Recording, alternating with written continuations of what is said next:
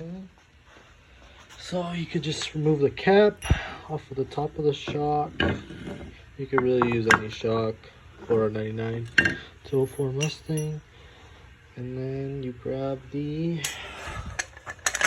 coil and conversion kit. Really slide it wherever.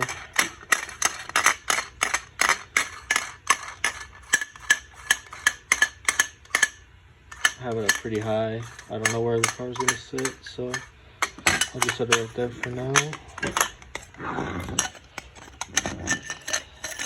Just slide it on there. Just like that.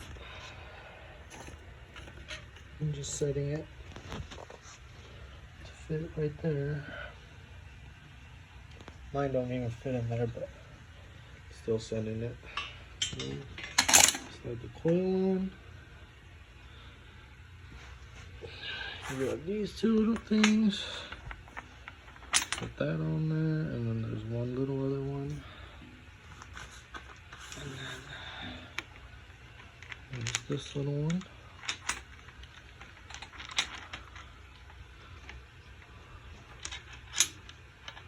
So it's gonna go over some.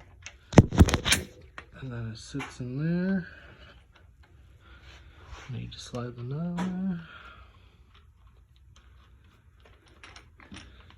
And you got yourself a pair of coilovers. I haven't seen anything for the back though, but that'll work for the front. So I'm gonna put these things on tomorrow, see how it goes.